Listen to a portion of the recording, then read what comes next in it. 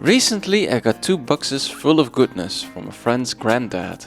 Lots of useful tools, components, vacuum tubes and this really cool do-it-yourself enclosure kit.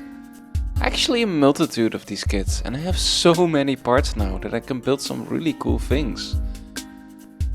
Things that I've been wanting to build for quite a while now actually, but first it's time to clean all of this. I do still have dust allergies. The kits also came with tag boards in various configurations. Some even have holes for vacuum tube sockets. And the box even had some manuals with examples. Unfortunately, the company Monteflix doesn't exist anymore. At least not a company that builds these enclosure kits. This is a pity since I'm really digging this stuff. Well, perhaps you can guess where I'm going with all of this. Yep. It is time to build a vacuum tube overdrive, for bass guitar no less. The reason I want to design and build this is because I want to try to get my bass sound in just one small box. I currently rely on my awesome but very heavy and very big Peavey Mark IV amp head. Don't get me wrong, it's an absolute fantastic beast with a great many options for shaping your sound. Which ironically is also my issue with it. I'm so reliant on these unique features that, were I to find myself without them, I wouldn't know how to get that same sound. So let's try to get all that in this little box. Here I'm pondering the general layout. I went through quite a few iterations but finally settled on one which would allow for easy servicing and would keep the transformer isolated from the circuit. Though I'm going to use tag boards for the overdrive itself, the power supply is going to be on a perf board, since I want to keep this nice and compact. Plus it would be a waste of tag boards, I only have a few. The power supply is rather simplistic, it converts 12V AC into plus and minus 12V DC. You may think this is way too low a voltage for a tube, but I'm going to run the vacuum tube in starved plate mode, since this makes the tube very non-linear, which is what we need for the overdrive. The power supply and most of the overdrive circuit is based on the BK Butler tube driver. I'd recommend checking that guitar pedal out if you're interested in tube overdrives. In the meantime, here's the layout of my box of wonders. The transformer is separated from the circuit with a metal plate, which also acts as a mounting point for the tag boards. Anyways, time to solder this thing. The vacuum tube socket was no issue, but I had to get creative with the IC socket. Works really well though.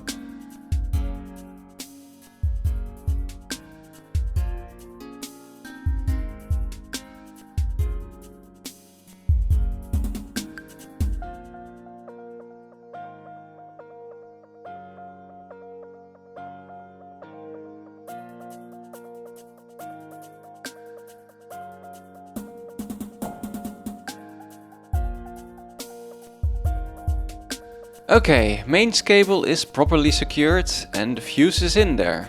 And here's the circuit in its complete form. Time to complete it with some twiddly knobs. And now it's time for some testing. I can bust out the Handtech USB oscilloscope, which runs on an old industrial PC.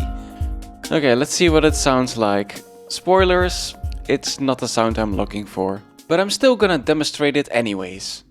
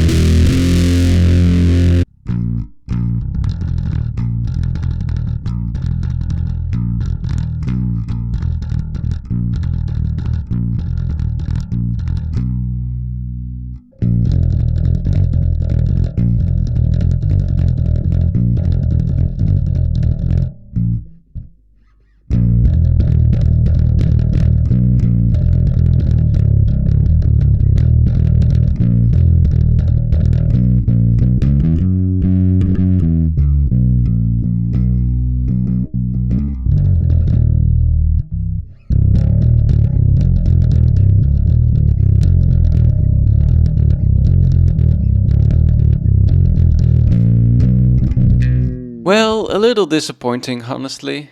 It definitely has a great sound hidden in there though, so more to come in part 2 of this video. See you then!